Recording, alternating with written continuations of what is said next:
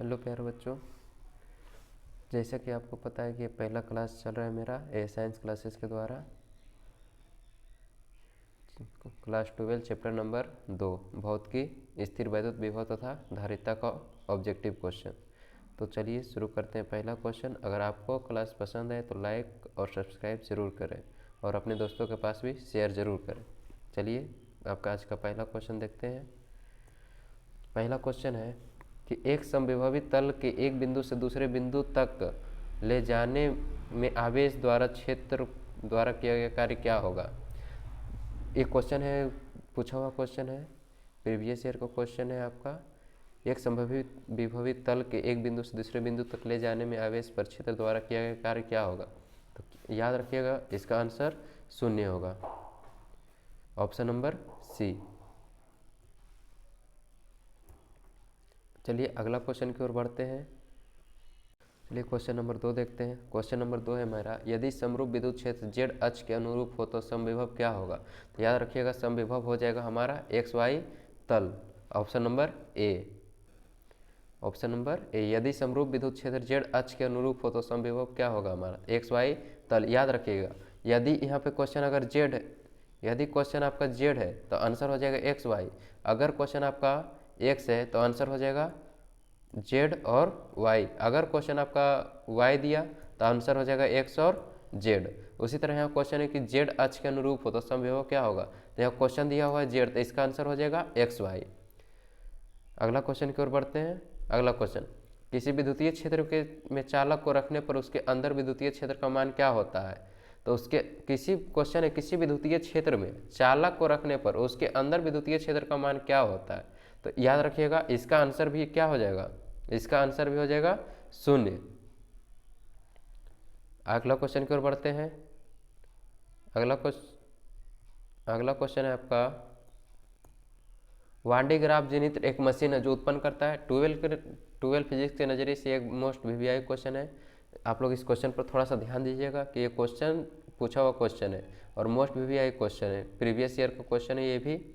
इसमें क्वेश्चन है कि वान डे ग्राफ जनित्र एक मशीन है जो उत्पन्न करता है। तो वान डे एक मशीन होता है जिस पर एक बेल्ट लगा होता है जो कि प्रतिरोध को नीचे से ऊपर की ओर ले जाता है, प्रतिरोध को ऊपर की ओर ले जाता है, जिसका मान 1,00,000 गुना विभवांतर वोल्ट बढ़ जाता है, जिसके कारण इसका मान क्या हो जाता है। इसका आंसर हो जाएगा सी, कई लाख वोल्ट विभवांतर बढ़ जाता है इसका। क्वेश्चन है क्वांटम ग्राफ जनित्र, तो इसका आंसर हो जाएगा कई लाख वोल्ट का विभवांतर। अगला क्वेश्चन की ओर बढ़ते हैं हम।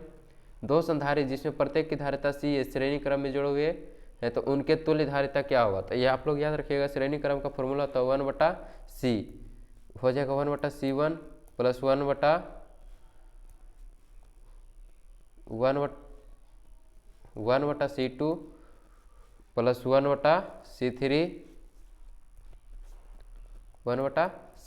यहाँ पे क्वेश्चन है कि दो संधारित्र, क्वेश्चन यहाँ पर ध्यान दीजिएगा, दो संधारित्र बोल रहा है, यहाँ पर बोल रहा है दो संधारित्र, यहाँ पर हो जाएगा 1/c1 1/c2। तो आंसर हो जाएगा कितना, सी। आंसर हो जाएगा इसका c/2, आंसर हो जाएगा c/2। अगला answer c/2, option number C. अगला क्वेश्चन की ओर बढ़ते हैं। अगला क्वेश्चन है, तीन संधारित्र जिनमें प्रत्येक की धारिता सी है समानांतर क्रम से जुड़े तो उनके समतुल्य। पिछला क्वेश्चन आपका भी था कि अगर श्रेणी क्रम हो, श्रेणी क्रम का फॉर्मूला था 1/c बराबर 1/c1 1/c2 1/c3।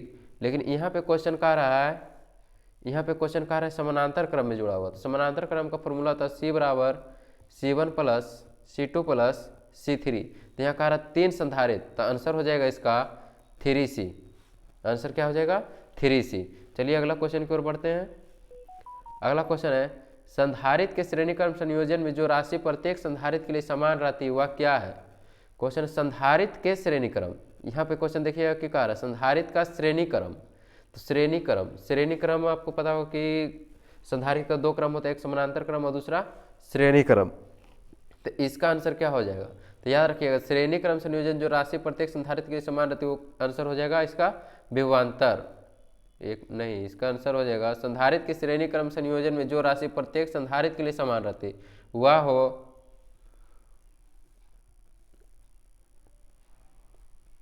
वह आवेश हो जाएगा। इसका आंसर आवेश हो जाएगा, क्योंकि यहाँ संधारित्र का कारा श्रेणी क्रम, अगर समानांतर का कहता तो यहाँ पर हो जाता विभवांतर। अगला क्वेश्चन की ओर चल बढ़ते हैं। यहाँ कह रहा है संधारित्र के समानांतर संयोजन। अभी देखिए आप क्वेश्चन देखोगे पीछे यहाँ पे था श्रेणी क्रम, यहाँ पर क्या है समानांतर क्रम। तो श्रेणी क्रम में था आवेश, तो समानांतर क्रम का हो जाएगा विभवांतर। अभी पीछे समझाए थे कि अगर संधारित्र का दो क्रम होता है, पहला समानांतर और दूसरा संयोजन। तो इसमें पहला का जब श्रेणी था तो उसमें हुआ था आवेश, लेकिन यहाँ पे समानांतर, तो समानांतर के लिए पीछे बताया था कि विभवांतर होता है, इसलिए आंसर क्या हो जाएगा इसका विभवांतर। चलिए अगला क्वेश्चन की ओर बढ़ते हैं। अगला क्वेश्चन, जब समानांतर पट्टिका वायु संधारित्र की पट्टिकाओं के बीच की दूरी बढ़ती जाती तब इसकी धारिता क्या होगा। यहाँ बोल रहे समानांतर पट्टिका वायु संधारित्र, समानांतर मान लीजिए कोई एक प्लेट है जिसका क्या है बराबर है पट्टिका, यानी कि एक समझ लीजिए एक स्केल, इस पे स्केल रख दिए हैं, ये दोनों क्या हो गया समानांतर पट्टिका वायु संधारित्र की पट्टिकाओं के बीच की दूरी बढ़ती जाए। तो याद रखिएगा फिजिक्स में एक छोटा सा ट्रिक आप लोग याद रखिए कि अधिकतर का 80% क्वेश्चन कैसा होगा जिसका मान अगर बढ़ेगा तो उसका आंसर क्या हो जाएगा घटेगा। 80% क्वेश्चन में ऐसा रहता है कि अगर इसमें मान बढ़ रहा है तो आंसर घटेगा हो जाएगा। तो आंसर इसका क्या हो जाएगा, आंसर हो जाएगा घटेगा। Answer option number B. अगला क्वेश्चन की ओर बढ़ते हैं। अगला क्वेश्चन की ओर है, दो चालकों के बीच आवेश का वितरण करने से क्या होता है। यहाँ क्वेश्चन कह रहा है कि दो, मान लीजिए ए चालक है और बी चालक है, इन दोनों के बीच हमें आवेश भेजना है। तो जैसे कि मान लीजिए कि कोई व्यक्ति राम है और कोई व्यक्ति श्याम, ये व्यक्ति काम कर रहा है, श्याम के पास काम करने के बाद श्याम के पास जा रहा है, तो उसका क्या होगा एनर्जी बचेगा या डाउन होगा। तो एनर्जी उसका डाउन होगा, यानी कि ऊर्जा का ह्रास होगा। ऑप्शन नंबर ए, ऑप्शन नंबर इसका ए हो जाएगा। अगला क्वेश्चन की ओर बढ़ते हैं। अगला क्वेश्चन है, किसी संधारित्र पर आवेश स्थितिज ऊर्जा का व्यंजक क्या होगा। अभी बताए थे संधारित्र पर आवेश होता है श्रेणी क्रम और समानांतर क्रम, तो इसका आंसर हो जाएगा E बराबर CV स्क्वायर। यहाँ पे ध्यान दीजिएगा थोड़ा, 1 बटा जो क्यू भी है यहाँ पे स्क्वायर है ना कि 2 स्क्वायर है, यहाँ मिस टाइपिंग है थोड़ा सा, इसलिए थोड़ा सा ध्यान दीजिएगा। यहाँ पे हो जाएगा CV square, QV square, C square, V square. Option number A का हो गया CV square, option number B का QV square, option number D का C स्क्वायर, V स्क्वायर। तो यहाँ कह रहा है किसी संधारित्र पर आवेश की स्थितिज ऊर्जा का व्यंजक क्या होगा, तो इसका ऑप्शन हो जाएगा ए, आंसर ए। E बराबर 1/2 CV स्क्वायर। C से हो जाता है श्रेणी क्रम या समानांतर का आवेश का धारिता हो गया, V से वोल्ट हो गया विभवांतर का, 1/2 मतलब हाफ। विद्युत धारिता का बीमा क्या है, तो विद्युत धारिता का बीमा याद रखिएगा आप लोग कि M inverse L inverse T पर पावर 4 A पर पावर -2 होता है, याद रखिएगा ऑप्शन नंबर ए। अगला क्वेश्चन की ओर बढ़ते हैं। अगला क्वेश्चन, यदि एक प्रोटॉन को दूसरे प्रोटॉन को नजदीक लाया जाता तो उसकी स्थितिज ऊर्जा क्या होगी। यहाँ पर क्वेश्चन है कि यदि एक प्रोटॉन को किसी दूसरे प्रोटॉन के पास नजदीक में लाएंगे तो क्या होगा। तो मान लीजिए कि अभी हम बताए थे राम और श्याम, अगर दोनों को एक साथ लाएंगे तो दोनों का एनर्जी क्यों होगा, दोनों का एनर्जी बढ़ेगा या घटेगा, बढ़ेगा या घटेगा। तो ऑब्वियसली सी बात है इसमें कि राम और श्याम जब दो को एक साथ मिलेगा तो आंसर क्यों हो जाएगा, मतलब उसका ताकत बढ़ेगा, तो आंसर हो जाएगा इसका बढ़ेगा। यहाँ बोल रहे प्रोटॉन और दूसरा भी प्रोटॉन, दोनों एक ही प्रजाति का, ना कि दोनों अलग अलग। अगर दोनों एक इलेक्ट्रॉन एक प्रोटॉन रहता तो इसका आंसर घटेगा, लेकिन यह प्रकार एक प्रोटॉन को एक दूसरे प्रोटॉन के नजदीक लाया जाता है, तो एक प्रोटॉन को दूसरे प्रोटॉन के नजदीक लाने में इसका आंसर हो जाएगा बढ़ेगा, एनर्जी बूस्ट होगा। इसका आंसर ए, ऑप्शन नंबर ए। अगला क्वेश्चन की ओर देखते हैं। अगला क्वेश्चन है, एक चालक खोखले गोले के अंदर पर Q है, आवेश Q है, चालक पर नेट आवेश 0 है, चालक की बाहरी सतह क्या होगी।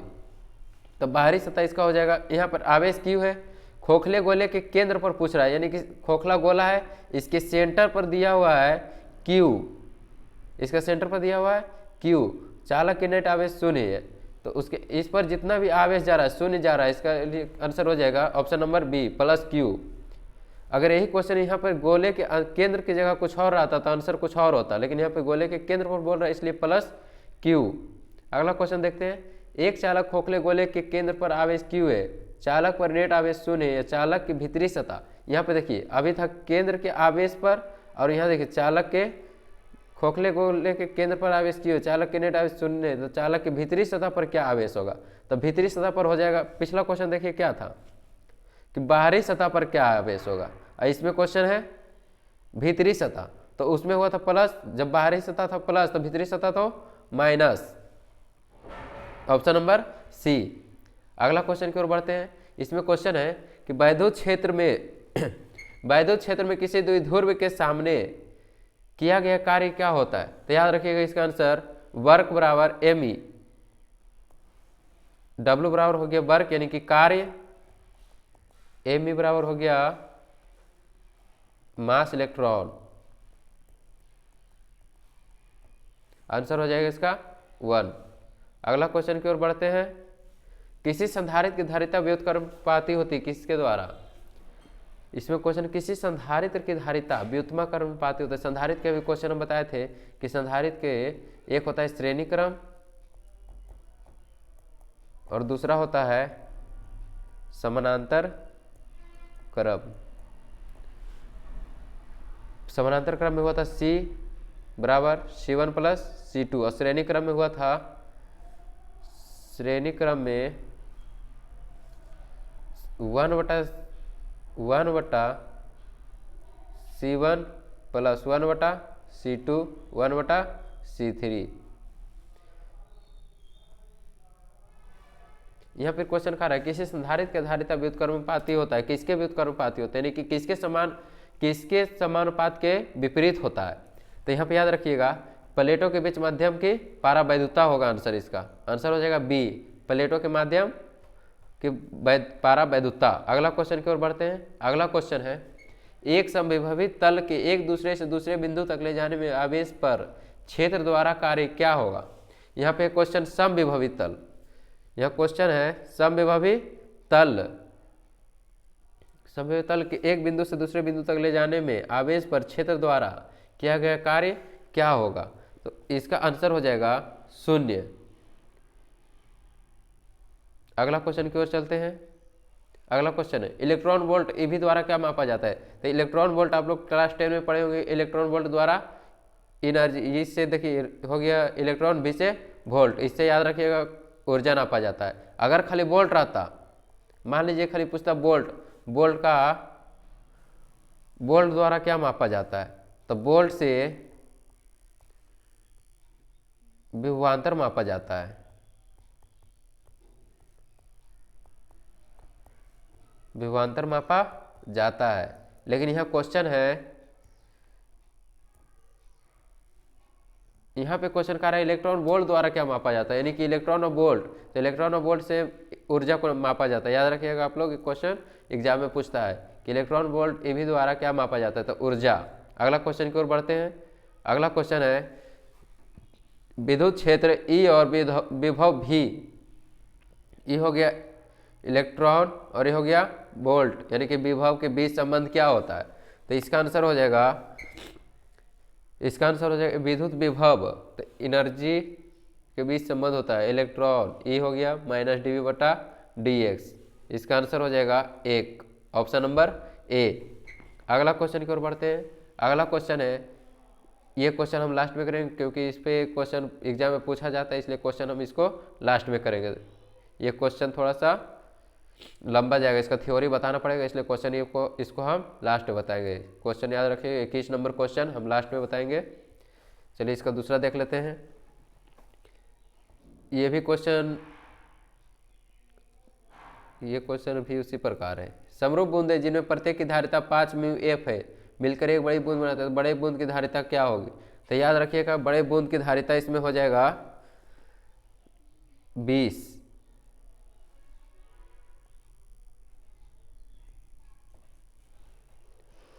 इसमें बड़े बूंद की धारिता 20। कैसे होता है अभी क्वेश्चन हम बताएंगे, उससे आपको क्लियर हो जाएगा। 20 क्वेश्चन नंबर जब 21 हम बताएंगे इसका थ्योरी, उसमें पता चल जाएगा कि 20 क्यों आया। अगला विद्युतीय विभव का बीमा क्या है? तो विद्युतीय विभव का बीमा ml, यहाँ पे देखिए ml² है, t पर पावर -3 है, a पर पावर -1 है। इसको बड़ी कोष्ठ से घेर देते हैं, क्योंकि जितना भी बीमा लिखा था सब बड़ी कोष्ठ के अंदर ही लिखा था। एक चीज़ याद रखिएगा, जितना भी बीमा आप लोग लिखिएगा सब बड़ी कोष्ठ के भीतर ही लिखिएगा।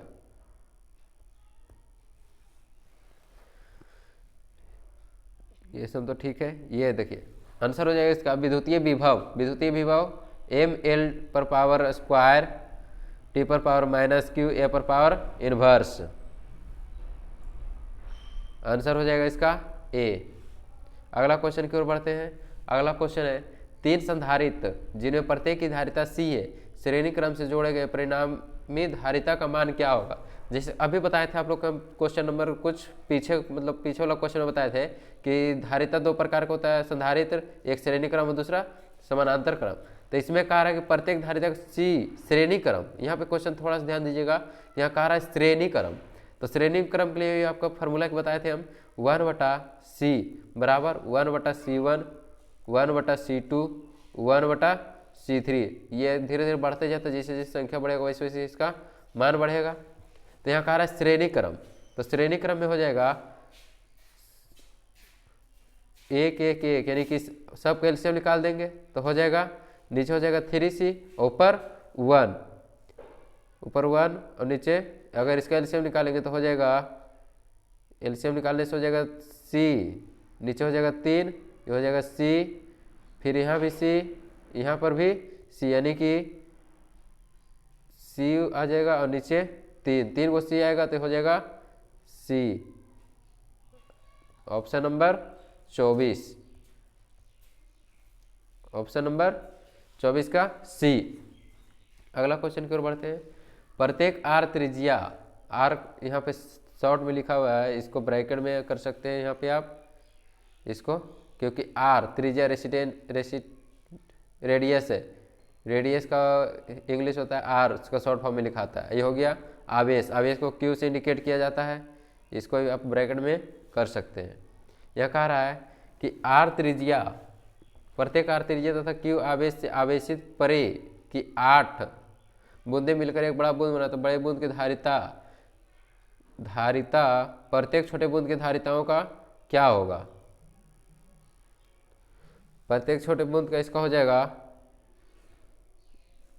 8 बूंदे मिलकर एक बड़ा बूंद, तो बड़े बूंद की धारिता 8 बूंद जब मिलकर एक बड़ा बूंद बना रहा था, इसका आंसर आप लोग ये मत सोचेगा कि यहाँ देखिए ऑप्शन एक छूटा हुआ है, ऑप्शन नंबर डी हो जाएगा 4 गुना होगा, 4 गुना होगा। तो ऑप्शन एक छूटा हुआ था, ये ऑप्शन देखिए यहाँ पे गलत है, ये ऑप्शन सही है लेकिन ऑप्शन यहाँ डबल है, प्रिंट टाइप हो गया, इसलिए आप थोड़ा सा ध्यान दीजिएगा कि क्यों आवेश से आवेशित, आप लोग को लग रहा हो कि इसका होगा 8 गुना, लेकिन नहीं, ऑप्शन ये गलत है। ऑप्शन हो जाएगा इसका आंसर, राइट आंसर 2 गुना। ये थोड़ा सा ध्यान दीजिएगा, यहाँ 8 बूंद मिल रहा है, इसका मतलब ये नहीं कि आंसर भी 8 ही होगा, आंसर होगा सीधे 2 गुना। अगला क्वेश्चन की ओर बढ़ते हैं। अगला क्वेश्चन है, यदि इलेक्ट्रॉन का द्रव्यमान m तथा उस पर आवेश E लिया जाए और यदि यह विरामावस्था V से वोल्ट विभवांतर होकर गुजरे तो इसकी ऊर्जा क्या होगी? तो इसकी ऊर्जा याद रखिएगा, इसकी ऊर्जा हो जाएगा EV joule, EV electron volt joule. अभी पीछे एक क्वेश्चन आप इस पर सॉल्व किए थे जिसका आंसर आया था ऊर्जा।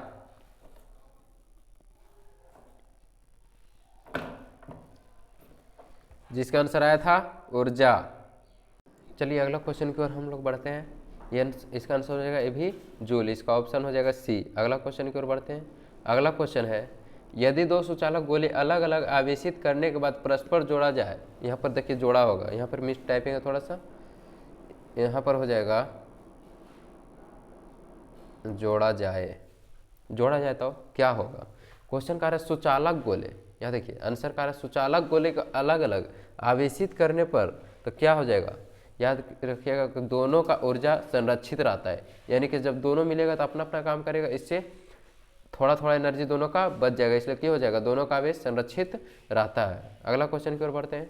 किसी विभव मापी के संवेदनशीलता को बढ़ाने के लिए क्या करना चाहिए?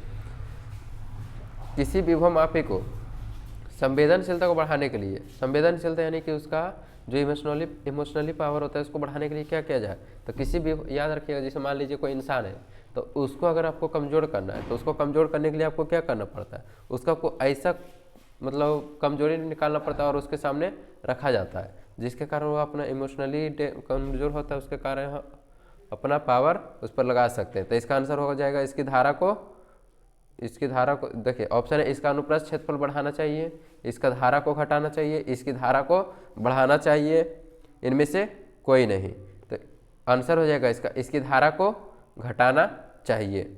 जब उसका धारा घटेगा तो ऑटोमेटिक उसका संवेदनशीलता क्या हो जाएगा, बढ़ जाएगा, इसलिए आंसर क्या हो जाएगा, ऑप्शन बी।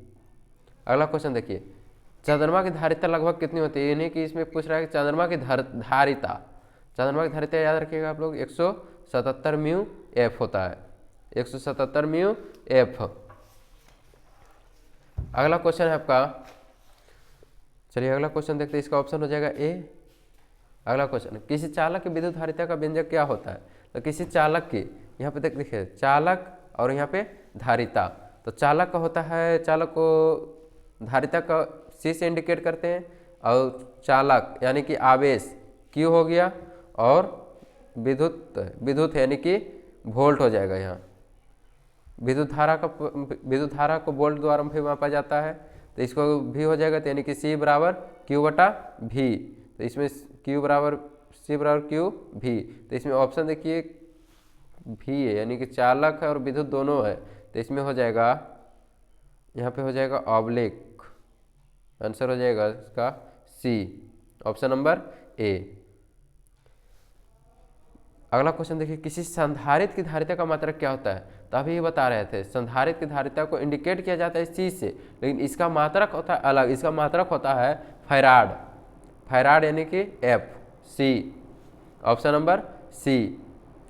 याद रखिएगा, किसी संधारित्र की धारिता का मात्रक फैराड होता है, फैराड यानी इसमें दिया ऑप्शन सी में।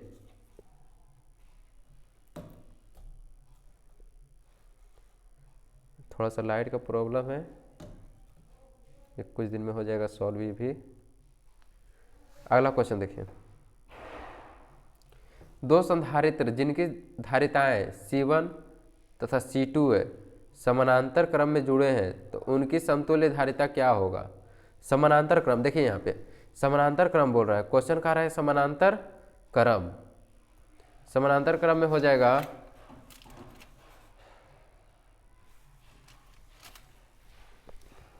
एक मिनट थोड़ा सा लाइट को सही कर लेते हैं।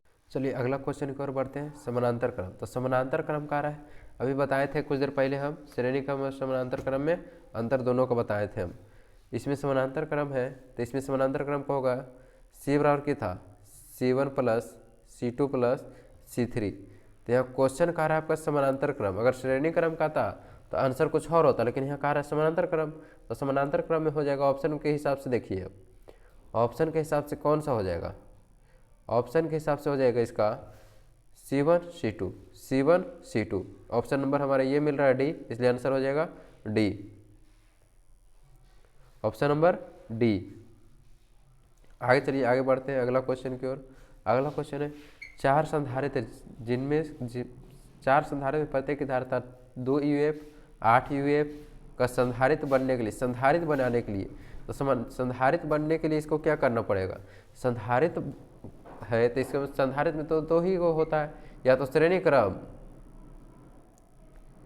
या फिर समानांतर क्रम, श्रेणी क्रम या समानांतर क्रम। तो इसमें से ये तो खत्म हो जाएगा, कुछ श्रेणी कुछ समानांतर तो हो नहीं सकता है, जब भी होगा तो या तो श्रेणी क्रम हो सकता है या फिर समानांतर क्रम। ऑप्शन नंबर 2 तो गलत हो गया, और बचा इसमें श्रेणी क्रम और समानांतर क्रम। तो 2 UF का 4 संधारित्र बनाना है, तो 4 संधारित्र बनाने के लिए देखिए यहाँ पे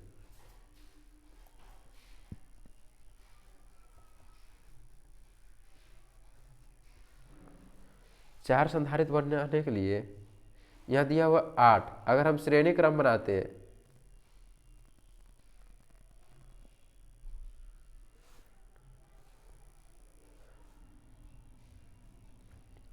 अगर हम श्रेणी क्रम बनाते हैं तो 4 किए, तो इसमें एक समान धारा प्रवाहित नहीं होता है, कहीं 2 भी हो सकता है, कहीं 4 भी हो सकता है, कहीं 8 भी, तो कहीं 10 भी।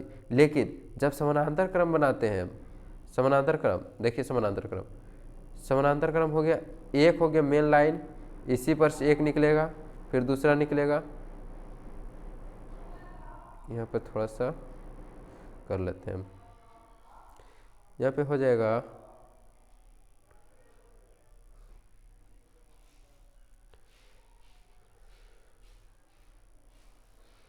यहाँ पे देखिए, थोड़ा सा कर लेते हैं और एक और इसके बीच से ही निकाल लेते हैं हम।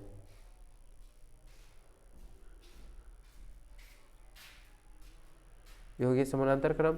इस पे कितना है, 2 यूएफ का धारिता, 2 यूएफ है, 8 यूएफ का संधारित्र बनाने के लिए बोल रहे हैं इसमें। संधारित्र बनाने के लिए इसमें देखिए 8 यूएफ है,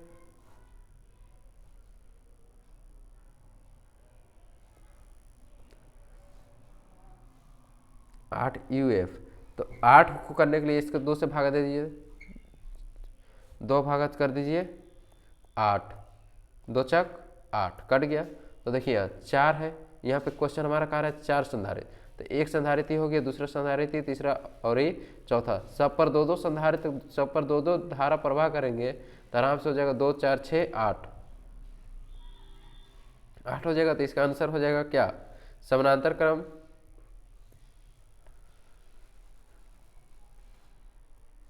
इसका आंसर हो जाएगा आपका समानांतर क्रम। इसका आंसर समानांतर क्रम। अगला क्वेश्चन की ओर बढ़ते हैं। अगला क्वेश्चन में है, किसी विद्युतीय क्षेत्र में चालक को रखने पर उसके अंदर विद्युतीय क्षेत्र का मान क्या होता है।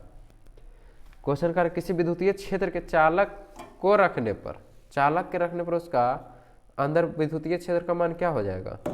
तो उसका अंदर विद्युतीय क्षेत्र का मान, उसका अंदर विद्युतीय क्षेत्र का मान बढ़ेगा या घटेगा। तो इसका आंसर हो जाएगा ना ही बढ़ेगा और ना ही घटेगा, यानी कि उसका मान 0 रहेगा।